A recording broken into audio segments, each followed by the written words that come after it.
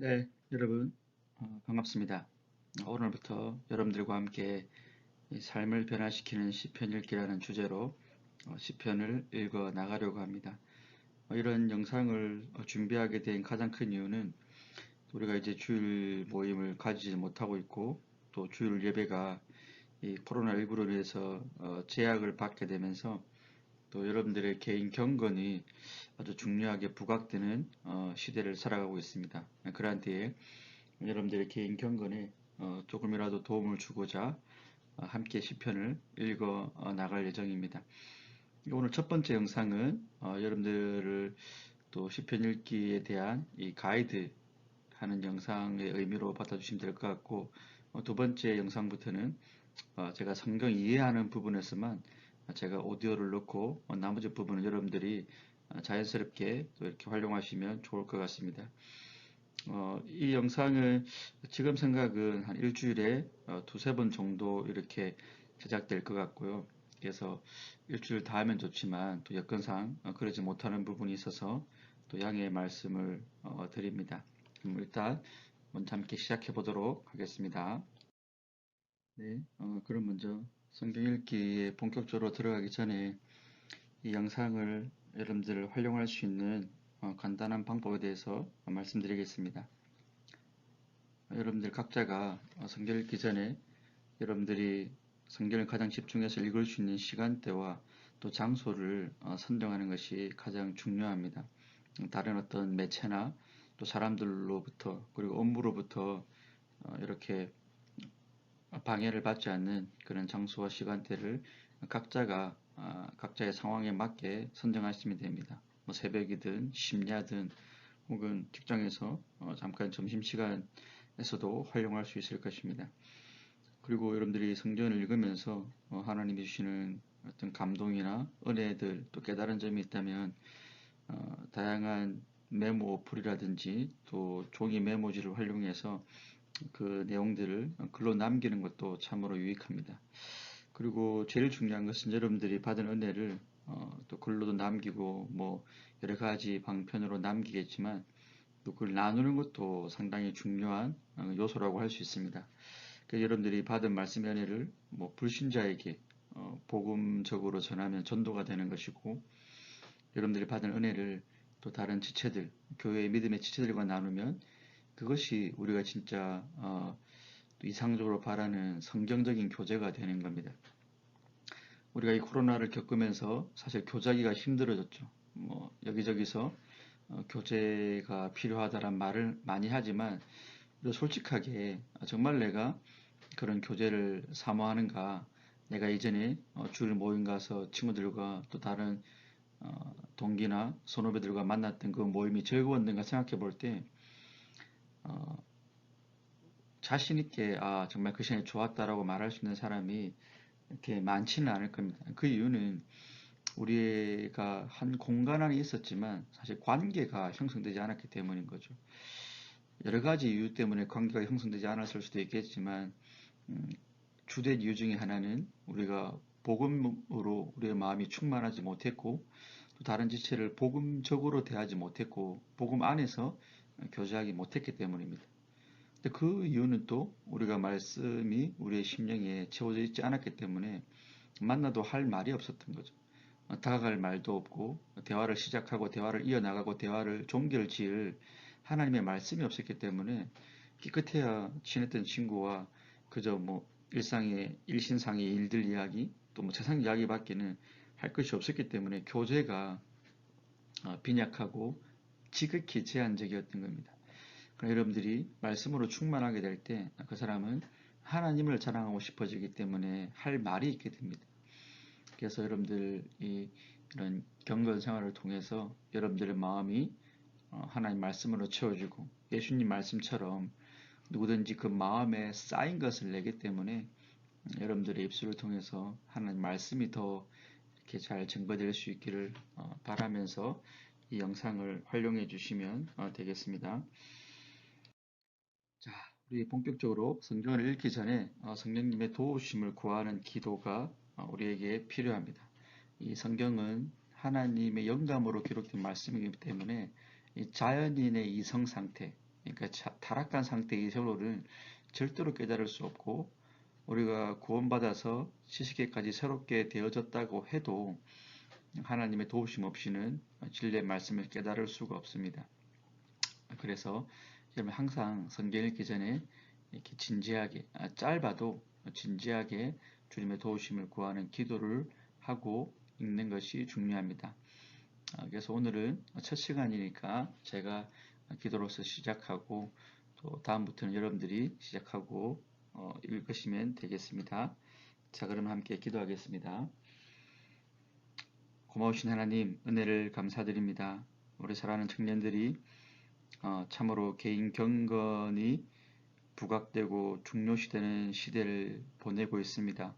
우리가 잘 모이지 못하고 또 배우는데도 제약들이 많이 따르고, 또 공예배마저도 이렇게 이런 여러 가지 제약을 받으면서 우리의 골방에서 하나님과 교제하는 시간들이 우리의 삶을 더 많이 좌지우지하게 되는 시대를 살아가고 있습니다. 주님, 그러한 시대에 우리가 시편 읽기를 통하여서 개인 경건의 유익을 얻고 또 하나님과 친밀하게 교제하는 시간을 가지기를 원합니다. 이 시간 함께해 주셔서 우리의 잠자고 있는 이성을 깨우쳐 주시고, 주의 영이, 진리 영이신 당신께서 가르쳐 주셔서 하나님의 깊고 또 넓고 오묘한 말씀의 가치를 다시 한 번 더 깨닫게 해 주시고, 하나님의 말씀이 얼마나 꿀송이처럼 달고 정말 우리 영혼에 영양가 있는 것인가를 직접 체험하고 확인하는 은혜 시간 될 수 있도록 이 골방을, 각자의 골방을 축복하여 주시옵소서. 감사드리옵고 예수님의 이름으로 기도드리옵나이다. 아멘. 자, 여러분, 먼저 여러분 스스로가 성경 읽기 시편 1편을 이제 한번 쭉 정독해 보시면 됩니다.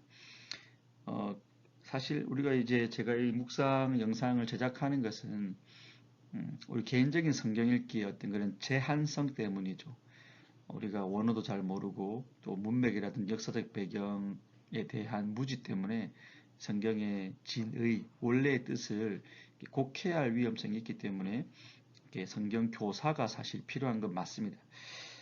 그렇지만 우리가 또 한 가지 더 기억해야 할 것은, 우리가 예레미야 31장에 하나님이 새 언약을 주실 때 말씀하신 부분이 있습니다. 내가 내 법을 너희 속에 두고 내 말을 너희 가슴에 이렇게 새기겠다라 말씀하시거든요. 그 말은 우리가 일자무식 문맹이라도 이 복음이 들려질 때는 택자는 그 복음에 대한 기본적인 지식을 다 가지고 있습니다. 그러니까 알아들을 수 있는, 알아먹을 수 있는 상태로 하나님이 우리를 이렇게 변화시켜 주신 거죠. 그래서 우리가 뭐 깊이 있는 성경 읽기를 못한다 할지라도 이 성경 말씀이 무엇을 말씀하시는가에 대한 이해할 수 있는, 또 그것을 우리가 깨달을 수 있는 최소한의 상태는 다 차별 없이 우리가 이렇게 누리고 있는 겁니다. 그래서 그런 것들 생각해 볼 때 이 첫 번째 성경 읽기, 이 훑어보기는 여러분들이 한번 스스로 성경 읽어 보시면서 여기서 하나님이 말씀하신 게 뭘까로 이렇게 고민해 보면서 각자가 성경 읽을 수 있는 역량을 키워 나가는 것입니다. 그래서 한번 여러분 스스로 한번 시편 1편을 내 안에 계신 성령님을 의지해서 차근차근 정독해 보시기 바랍니다.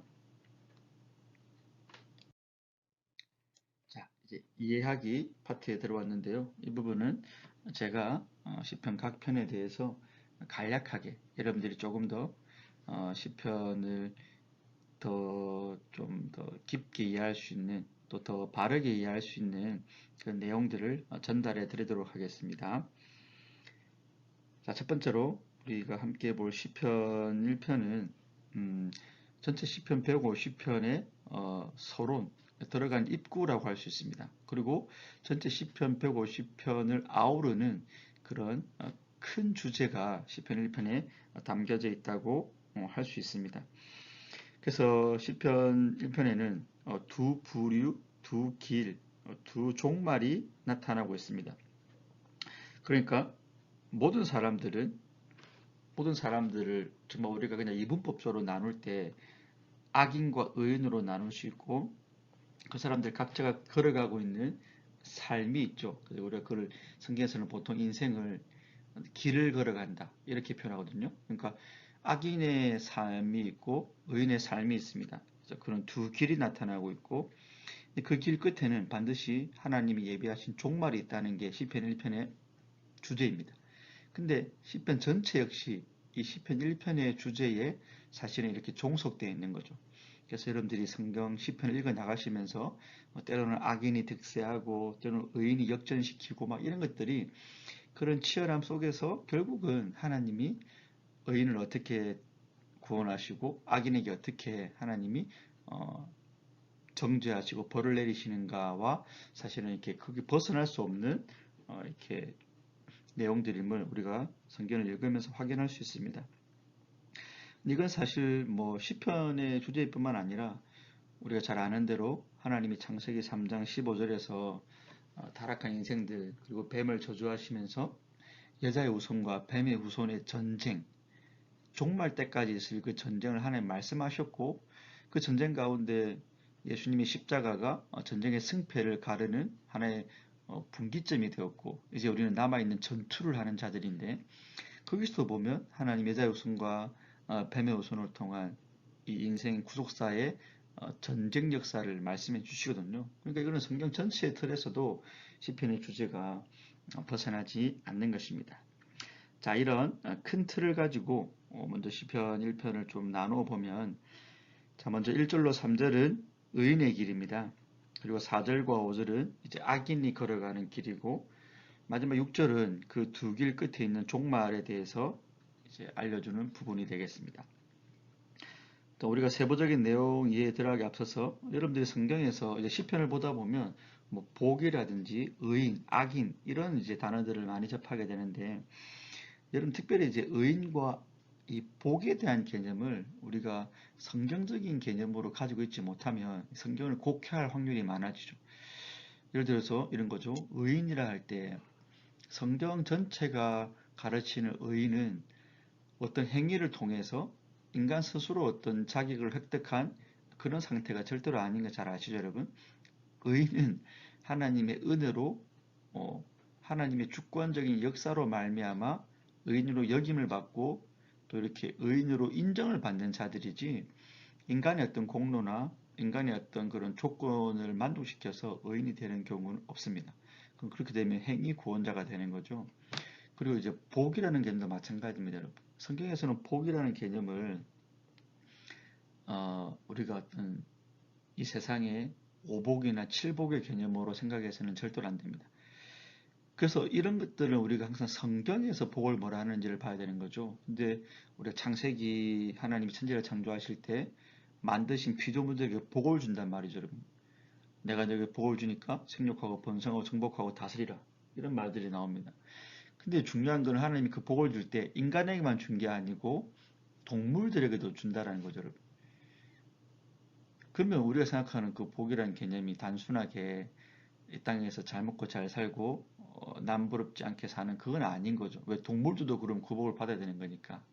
그게 아니고 성경에서 말하는 복은 피조물이 하나님과 연합되어져서 그분의 생명력으로 충만한 상태를 말합니다. 그래서 우리 인생이 죄를 짓고 그 복을 상실했을 때가 언제입니까? 바로 인간이 하나님 되어 보겠다고 하나님께 반역하고 선악과 먹었을 때, 그러니까 하나님과 분리되었을 때 그 복을 잃은 거거든요. 다시 우리가 예수님 믿고 구원받을 때 다시 그 복을 얻게 되는 거죠. 그래서 우리가 신약에 와 보면 우리가 그 복을 이미 받고 있다고 하고 그 복이 하늘의 신령한 복이라고 하고 구원의 복이라고 하지 세상에서 잘 되는 것으로 그 복을 이렇게 환원시켜서 말하지 않습니다. 그래서 여러분들이 시편 읽으면서 그런 복이 나올 때 물론 이제 구약에는 그런 신약의 구원의 복을 예수님이 오시기 전이니까 아직 구속사 계시가 완성되지 않은 시점에서는 그 복을 가시적인 것으로 보여주죠. 그래서 무슨 잘 되는 것, 이 땅에서 돈을 많이 벌고 가축이 많아지고 장수하는 것으로 물론 구약에서는 복을 설명을 합니다. 그러나 그게 신약에 예수님의 십자가 사역으로 복이 성취될 때는 여러분 신약 보시면 그 어느 누구도 그런 복을 받았다고 뭐 나오지 않죠. 사도들도 다 순교를 했고 신약교회 성도들도 세상 복으로 따지면 지질이 복도 없는 자들이었죠. 그렇지만 그 구약의 복이 상징했던 영적인 복을 진짜 받았기 때문에 복받은 존재들이다. 팔복이 그렇게 선언되는 거지 않습니까? 그래서 이 두 가지 의인에 대한 성경적 개념과 복에 대한 성경적 개념을 여러분들이 잘 인식하고 따라오시면 되겠습니다. 자, 그러면 그 하나님께 복받은 자들, 하나님이 의인이라 여겨주시는 자들의 삶이 뭡니까? 1절에 보시면 세 가지가 부정으로 소개되고 있고 두 가지는 긍정으로 되어져 있죠. 세 가지의 부정은 의인들은 악인의 꾀를 따르지 않는다. 또 죄인들의 길에 서지 않는다. 오만한 자들의 자리에 앉지 않는다. 라고 이렇게 표현하고 있습니다. 이 말은 뭡니까? 구별되는 삶이 의인에게는 반드시 있다라는 거죠, 여러분.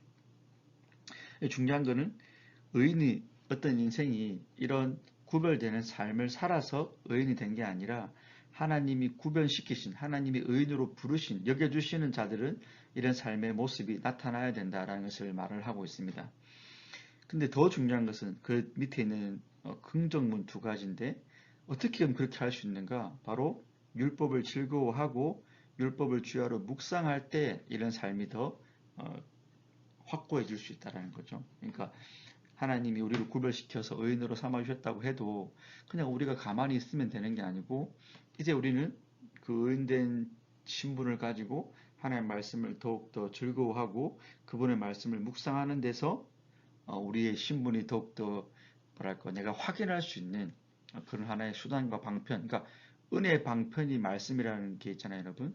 내가 하나님께 은혜를 받는 수단, 그게 말씀과 기도, 성례가 있는데 그 중에 바로 이 말씀의 역할을 잘 보여주는 거죠. 근데 여러분, 이 의인이 율법을 즐거워한다는 사실은 상당히 중요합니다. 왜냐하면 악인들은 결코 율법을 즐거워할 수가 없거든요. 그래서 우리가 교회 안에서도 마찬가지입니다. 알곡처럼 보이지만 이 가라진 자들은 율법을 절대로 즐거워하지 않습니다. 다만 율법을 이용하고 율법을 무서워할 뿐이죠. 내가 이거 안 하면 벌 받을 텐데, 내가 이거 하면 복 받는 데으니까 율법 이용하거나 아니면 무서워하는 거. 그 율법주의자들이 하는 거죠. 여전히 율법에 매여 있는 거죠. 그러나 예수님 안에서 율법의 성취를 맛보는 자들은 이제 이 율법이 나에게 정말 생명의 말씀이 되고 꿀과 같이 다가오게 되고 이 말씀이 위로가 되고 또 나의 때로는 교훈이 되고 의로 책망하는 그런 어떤 살아있는 말씀으로 다가오는 거죠. 그래서 정말 1편 1절에도 이런 정말 깊은 의미가 많이 담겨져 있고요. 3절은 이제 그 의인이 받는 복인데 여기 보면 시냇가에 심은 나무라 했습니다. 이 중요한 표현인데 여러분 성경에서 하나님이 이스라엘 표현할 때 야 내가 너희들을 애굽에서 뽑아서 가나안에 심었다라는 말씀을 하십니다. 그렇게 이스라엘 표현하시는 거예요. 근데 이제 그런 메타포 하나님이 나무를 빼서 하나님이 더 좋은 아름다운 땅에 심는 거를 구원으로 많이 표현을 하시거든요. 그래서 다른 시편에도 보면 뭐 주께서 한 포도나무를 애굽에서 가져다가 민족들을 쫓아내시고 그것을 심으셨다라고 시편 80편 8절에서 말을 하고 있습니다. 그러니까 이게 뭡니까? 하나님이 우리는 수동적인 거죠. 우리가 스스로 나무가 이렇게 뽑혀서 내가 스스로 기어가가지고 심을 수는 없잖아요. 하나님 뽑아 심어 놓은 거죠. 그래서 여기서는 이 의인 자체가 바로 구원받은 존재라는 사실이 심은 나무로 표현되고 있고 우리가 이 시냇가를 어떻게 살 것인가? 저 개인적으로는 이 시냇가는 예수님이시죠. 우리 생명의 강이 되시고 생명수가 되신 예수님. 그 예수님 안에 우리를 하나님이 심어 놓으신 겁니다. 조금 더 한 단계 더 적용하자면 예수님의 몸인 교회로 우리를 심은 거죠. 여기서 중요한 건 여러분이 지금 하나님이 나를 경양 교회에 심었다는 사실이 중요합니다. 그러니까 우리가 우주적인 하나의 교회가 있지만 우리가 매주 그 교회에 다 참석할 수 없잖아요. 우리 몸에 제한이 있기 때문에. 그래서 우리에게는 지역교회, 로컬 철치가 필요한데 하나님이 저와 여러분들은 경양교회에다가 심어 놓은 거죠. 이 사실이 여러분들에게는 애교심을 가지는 데 참 중요한 근거가 되는 말씀입니다. 이 사실은 우리가 마트 고르듯 미용실 고르듯 내가 교회를 함부로 고를 수 있다는 그런 죄송합니다만 건방진 생각 혹은 비성경적인 생각을 깨뜨릴 수 있는 좋은 안전장치가 되는 말씀입니다. 하나님이 옮겨서 여러분들을 경양교회에 심은 겁니다. 그럼 여기서 생명수를 먹고 마시면서 더 넓게는 예수님 안에서 경향교회를 통해 증거되는 예수님을 통해서 우리는 이제 정말 이 시냇가에 심은 나무로서의 열매를 맺고 잎사귀가 마르지 않고 형통하는 복을 받게 되는 거죠.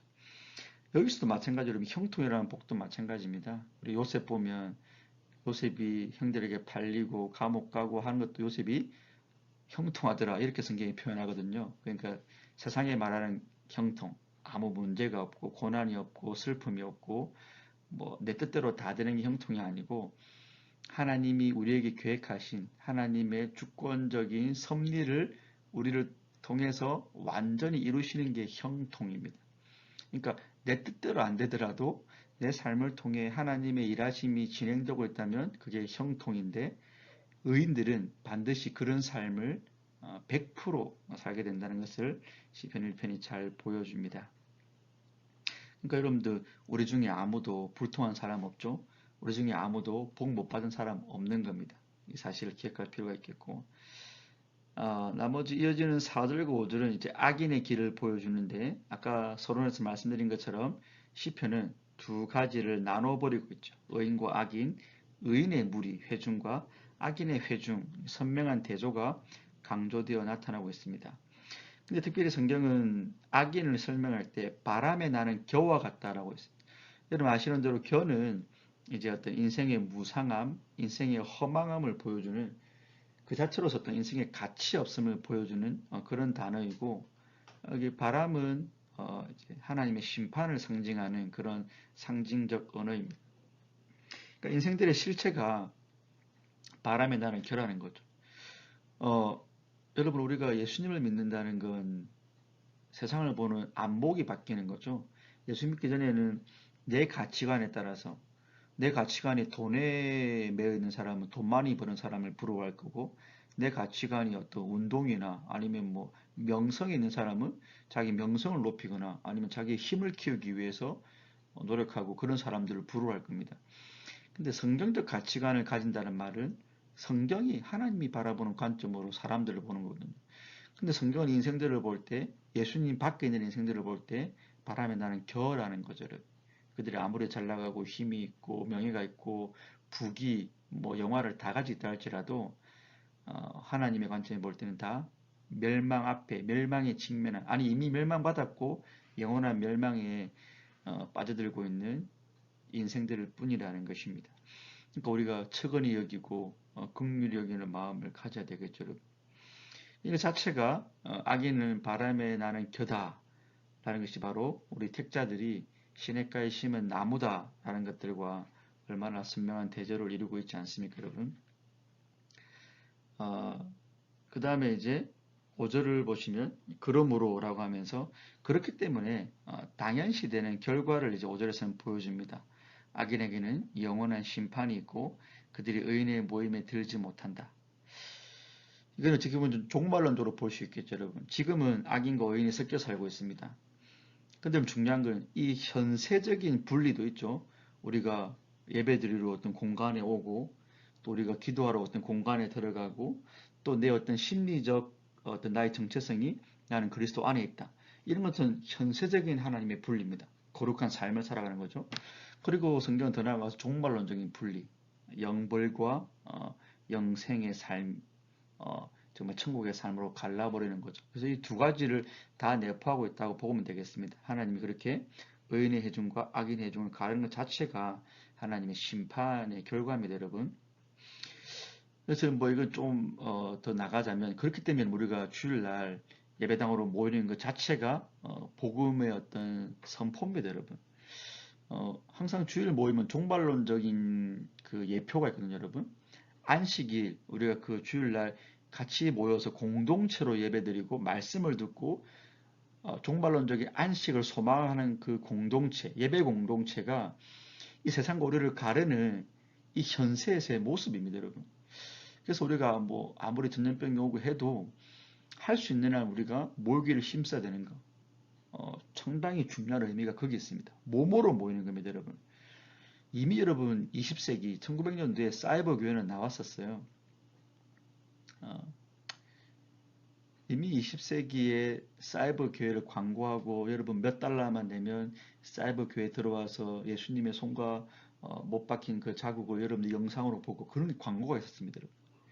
아마 앞으로 이제 이런 비접촉 시대에 그런 게 더 성행할 거라 제가 예상되는데 아닙니다, 여러분. 우리는 구분된 삶을, 구별된 삶을 통해서 하나님의 종말론적 가치를 드러내고 종말론적인 그 구분을 이 땅에서 우리의 몸으로, 우리의 공동체로 드러내는 그런 임무가 있는 자들입니다. 그래서 여러분들 또 주를 모이기를 더 힘써 주시기를 제가 지나가면서 말씀을 드립니다.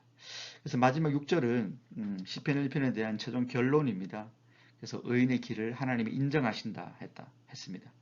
여기 인정하신다는 말은 여러 가지 의미가 있습니다. 승인하신다. 하나님이 다 알고 하나님이 결제했고 하나님이 돌보고 하나님이 인도하신다. 이런 여러 가지 의미가 다 있습니다. 그러니까 여러분 우리가 이 현대의 삭막한 인생을 살아가면서 여러분 참 힘들고 어렵고 또 세상이 나를 안 알아주는 것 같고 할 때도 아니면 우리가 가는 그 길은 하나님 다 보고 계시고 여러분 일거실질적으로 하나님이 다 아시고 하나님이 결제해서 가는 길이고 하나님이 친히 인도하시는 정말 감사하고 은혜 넘치는 길을 여러분들이 1편을 묵상하시면서 바라보시고 반대로 악인들에게는 그 길 자체가 결코 세상 역사는 긍정 낙관론이 아닙니다. 이 세상은 종말을 향해 가고 있을 뿐입니다. 이런 세상 속에서 내가 하루를 어떻게 살 것인가, 또 내가 만나는 그런 자들에게 어떻게 내가 생명을 전가할 것인가, 또한 우리가 생각해 볼 필요가 있는 거죠. 내 주위에 또 이런 악인의 길, 그들에게 선고가 이미 된 멸망의 길로 가는 자들을 내가 어떻게 예수님을 증거할 것인가, 이런 부분들 우리가 고민해 보시면서 시편 1편을 찬찬히 여러분 묵상해 보시면 될 것 같습니다. 자, 그래서 제가 앞에서 말씀드린 그 내용들을 여러분 뭐 메모해 두었다면 뭐 메모를 이렇게 하셔도 되고 아니면 이렇게 영상을 다시 돌리셔도 되고 기억하시면서 한 번 더 시편 1편을 정말 간절한 마음으로 또 진지한 마음으로 한 번 더 읽으시면 되겠습니다. 혹시 여러분들 읽으실 때 영상이 넘어갈 수도 있으니까 정지시켰다가 읽고 또 다음 영상 단계로 지나가시면 되겠습니다. 그 다음에 이제 적용하기 부분인데 여러분 어쨌든 앞에서 말씀드린 대로 오늘 영상은 제가 가이드이기 때문에 가이드용이기 때문에 제가 이렇게 멘트를 남기지만 다음 영상부터는 여러분들이 이걸 보고 하시면 되는데 어쨌든 성경은 우리 소율의 문답 산문으로 되어 있지만 산문이 그겁니다. 성경이 중요하게 가르치는 건 뭡니까? 라고 물어보고 우리 소율의 문답에서 답을 하나님에 대해서 무엇을 믿을 것인가와 그 하나님께서 우리에게 하시는 분부가 명령이 무엇인가 라는 것입니다 라고 답합니다. 그 무슨 말입니까? 성경은 결국 하나님에 대해서는 하나님이 어떤 분인지 그리고 내가 그 하나님의 말씀에 따라 어떻게 살아야 될 것인지를 가르쳐주는 책이죠. 이건 칼빈이 말했던 우리 인생의 가장 중요한 지식 두 가지와 연결됩니다. 그 지식 두 가지는 바로 뭡니까 여러분? 하나님을 아는 지식과 인간 스스로를 아는 지식이죠. 근데 그게 성경에 담겨 있습니다. 그럼 저와 여러분들이 성경 볼 때마다 그 사실을 확인해야 됩니다. 그래서 여러분들이 뭐 이걸 하지 않고 다른 걸 통해서 큐티를 하더라도 그 큐티가 자의적이고 인본주의적인 큐티를 안 가기 위해서는 항상 큐티를 할 때 하나님이 어떤 분인가 그 본문에서 하나님이 무엇을 하셨는가를 보는 게 중요합니다. 그럼 자연스럽게 그 하나님 앞에서의 인생의 실존이 뭔가라는 게 나오고 그 하나님이 하신 일 속에서 또 내게 주시는 명령이 무엇인가가 자연스럽게 나오는 거죠. 그래서 만약에 오늘 본문을 가지고 큐티를 한다면 뭐 하나님 어떤 분이신가? 그분은 뭐 의인의 삶을 아시고 지켜주시고 인도하시고 그들을 이렇게 복 주시는 분이다. 이런 게 나올 수 있겠죠. 그 다음에 악을 제거하시고 공의로 심판하는 분이다. 이런 어떤 하나님의 성품이나 속성을 우리가 알 수 있습니다. 그 하나님 앞에서는 인생이 어떤 존재입니까? 당연히 그분을 의지하고 믿을 때 복을 받을 수 있는 존재들이고 그분을 대적하거나 그분의 말씀과 반대되어 살아갈 때는 하나님의 심판대 앞에 설 수밖에 없는 멸망받을 존재들이라는 사실, 인생의 실존이 드러나게 되는 거죠. 그럼 하나님이 오늘 본문에서 하신 일은 뭡니까, 여러분? 의인과 악인을 하나님이 구분시키시고 의인에게는 복을 주시고 또 악인에게는 하나님이 심판하시는 분으로 나타나게 됩니다. 그 하나님의 사역으로 발생하는 일이 무엇이냐고 할 때 그 하나님의 구원 사역으로 말미암아 우리 같은 죄인이 악인의 회중에서 의인의 회중으로 건짐을 받았죠. 바로 거기에 내가 있는 겁니다. 또 하나님이 그런 죄인들에게 요구하시는 게 있는데 바로 말씀을 묵상하고 말씀을 즐거워하는 삶. 그럴 때 우리가 하나님 백성다운 삶이 더 선명하게 드러난다는 거죠. 이런 사실들을 우리가 이 본문을 보면서 알 수 있는 거죠. 그리고 오늘 본문에서는 그렇게 하나님이 악인의 회중에서 의인의 회중으로 건져주셔서 복받은 자 혹은 의인들이 어떻게 자기가 복받은 자라는 사실을 확인하는가? 그 뭐였습니까, 여러분? 바로 율법을 즐거워하고 율법을 묵상하는 삶으로 나와야 되는 거죠. 여기서 이게 중요한 게 그겁니다, 여러분. 어떤 우리가 하나님의 백성답게 살아가는 행위는 일단 내가 하나님의 백성이라는 내 신분이 전제가 돼야 되는 거죠. 그러니까 이건 행위 구원이 아니고 구원받은 자에게서 마땅히 나와야 되는 그런 삶의 모습이 있는데 어쩌면 그게 성화 열매죠. 근데 신기한 게도 그 성화 열매를 내가 내어 놓을 때 그 성화 열매가 또 나에게 양분이 되어져서 내가 하나님 앞에 구원받은 자라는 사실을 확정시켜 준다는 겁니다. 그러니까 이게 이렇게 선순환되는 거죠, 여러분. 하나님의 의인은 의인다운 삶의 행위를 내어놓게 되고 그 내어놓은 삶의 행위가 내가 원래 이런 자가 아닌데 내가 이런 하나님 앞에서 이런 일을 하고 있네. 이거 하나님 은혜가 아니면 안 되지.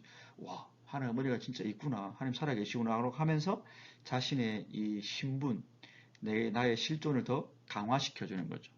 그래서 오늘 본문에서는 그게 바로 율법을 묵상하고 즐거워하는 삶으로 나타난다라는 것이었습니다. 그래서 이것뿐만 아니라 여러분들 스스로가 각자의 삶에 또 적용을 시켜보면 좋을 것 같고요. 자, 마지막으로 이제 시편으로 기도하기인데 여러분들이 이제 성경을 읽고 우리가 제일 좋은 거는 그 본문 말씀을 붙잡고 기도하는 겁니다. 성경대로 하는 기도가 제일 능력이 있고 또 가장 하나님 앞에 아름다운 향기죠. 왜냐하면 물론 우리가 내 말을 하는 것도 좋지만 그거는 이렇게 우리의 어떤 욕심이나 우리의 어떤 왜곡된 그런 어떤 인식들이 이렇게 짬뽕이 될 수 있지만 성경을 읽고 내가 성경을 붙잡고 하는 기도는 하나님의 말씀 그 자체의 엑기스를 가져간 거기 때문에 오류가 적고 훨씬 더 강력한 파워를 발휘할 수 있는 거죠. 그래서 여러분들이 기도하시면 되는데 오늘은 첫 시간이니까 제가 마무리 기도를 하고 다음부터는 여러분들이 각자가 기도하고 묵상을 마치시면 좋을 것 같습니다. 자, 그럼 제가 기도하겠습니다. 하나님 감사합니다. 참으로 우리 역시 악인들의 회중에서 오직 바람이 나는 겨울같이 하나님의 심판을 견디지 못하는 존재들이었는데 오직 예수 그리스도의 보혈의 은혜와 하나님의 주권적인 선택과 그 예정의 은혜로 말미암아 우리를 의인의 회중에 들게 하시고 이제 예수님 안에 심겨진 자로 경양교회 안에 심겨진 자로 이 구원의 복을 받아 누리며 살아갈 수 있는 놀라운 은혜를 베풀어 주시니 참으로 감사드립니다. 하나님, 우리가 이 놀라운 은혜를 받았다면 우리에게도 마땅히 악인들의 길을 따르지 않고 죄인들의 길에 서지 않고 오만한 자의 자리에 앉지 않으면서 율법을 즐거워하고 율법을 묵상하는 삶이 있어야 될 줄로 압니다.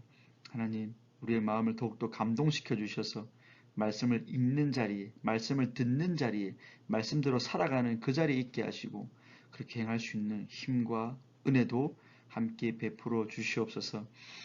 이 오늘부터 시작하는 시편 읽기를 통하여서 우리가 바라기는 단순히 우리의 지식만 하나님 말씀으로 채워지는 것이 아니라 내 삶이 변화되는 데까지 나갈 수 있는 그런 은혜의 시간들 되기를 원합니다. 하나님, 우리가 성경을 읽는 것 같지만 실상은 하나님의 말씀이 나의 실존을 읽어주셔서 그 말씀 앞에 내가 어떤 존재이고 내가 어떻게 살아야 되며 또 하나님이 어떤 분이신가를 발견하는 기쁨과 그 영광과 감격이 충만할 수 있도록 시간마다 우리 사랑하는 청년들의 골방에 함께 역사하여 주시옵소서. 감사드리옵고 예수님의 이름으로 기도드리옵나이다. 아멘.